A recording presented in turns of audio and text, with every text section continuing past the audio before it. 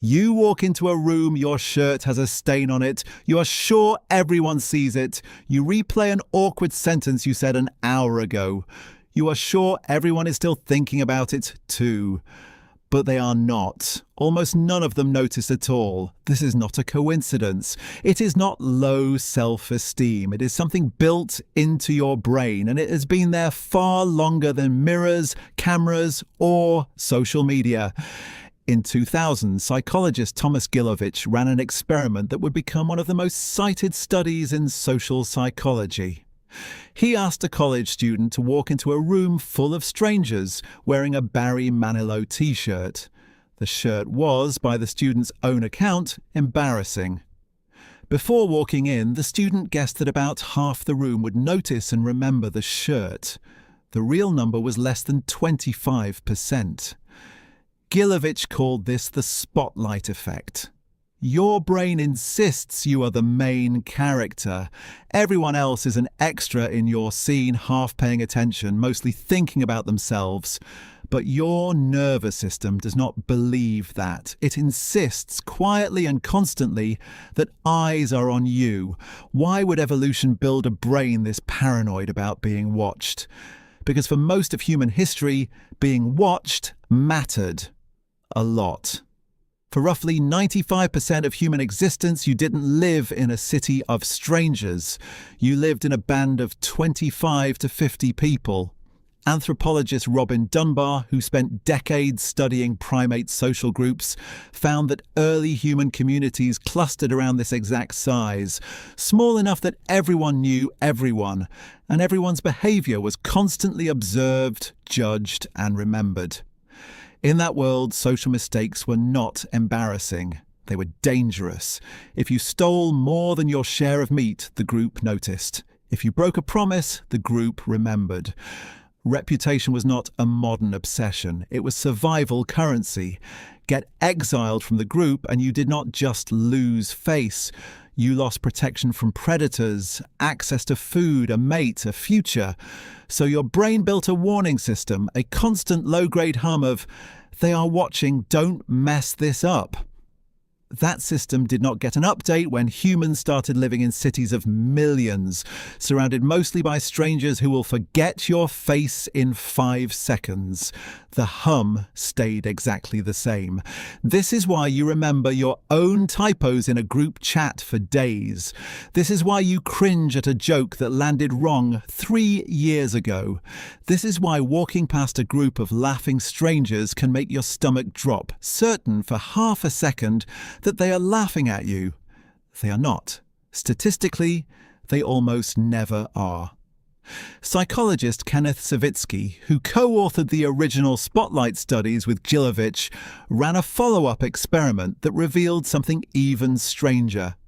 Participants were asked to make an argument in a group discussion, then estimate how obvious their nervousness was to everyone else. They consistently overestimated how visible their anxiety was, sometimes by more than double. Here is the strange part. You are the only person experiencing your nervousness from the inside. Everyone else only sees the outside, and the outside leaks far less than you think. Your trembling hands feel enormous to you. To the room, they are barely a flicker. Your red face feels like a siren. To the room, it is a faint pink that fades from memory in seconds. So why does this feeling persist, even when you know intellectually that nobody is staring? Because knowing something and feeling something are run by different parts of the brain. The prefrontal cortex can calmly tell you no one noticed. But the amygdala, the brain's ancient threat detector, does not read memos. It just feels the ancestral alarm. You are exposed. You are visible. Danger.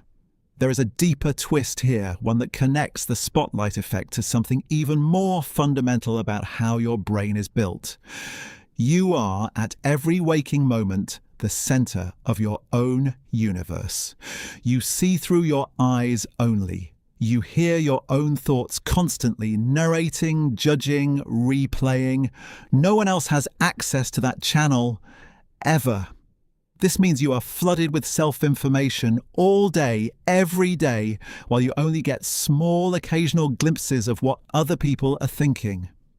Naturally, your brain assumes that if you are this aware of yourself, others must be too. Psychologists call this an anchoring problem. You start from your own intense self-awareness, and you adjust outward to guess what others think of you. But the adjustment is never enough. You stay anchored too close to your own perspective because you cannot escape it even for a second. This is not a flaw exclusive to anxious people. Gilovich and Savitsky found the spotlight effect in confident people too, in extroverts, in people who claim not to care what others thought.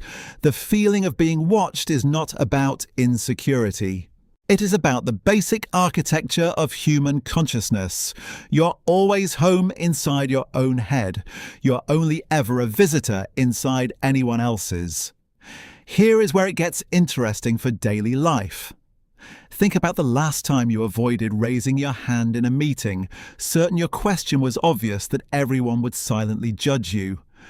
Most of the room was not preparing a judgment. Most of the room was busy running their own spotlight, worrying about their own question, their own slide, their own typo from this morning. Everyone is starring in their own movie. Almost no one has the bandwidth to also be a critic in yours. This does not mean people never judge you. They do, sometimes. But the volume of that judgment, the intensity, the duration is almost always far smaller than your nervous system predicts. The gap between feared scrutiny and actual scrutiny is again and again enormous. So what do you do with this knowledge?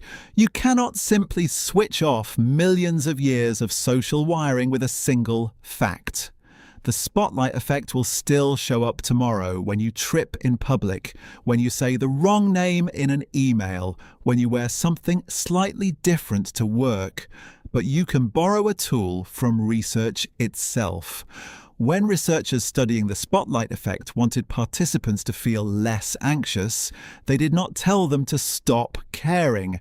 They asked them to imagine the scene from an outside perspective, to picture the room as a stranger would see it, busy, distracted, mostly indifferent. That small shift, stepping outside your own head for a moment, consistently lowered anxiety in study after study. Not because the stain on the shirt disappeared, because the imagined audience shrank back down to its real size. Tonight, when you replay something awkward you said today, try this. Picture the other person's day. Picture their own meeting they were nervous about, their own typo, their own face they think looked too red in a photo. They were not watching you as closely as you imagine. They were busy starring in their own spotlight. You were never as exposed as you felt. You were just the only one who could see the whole show.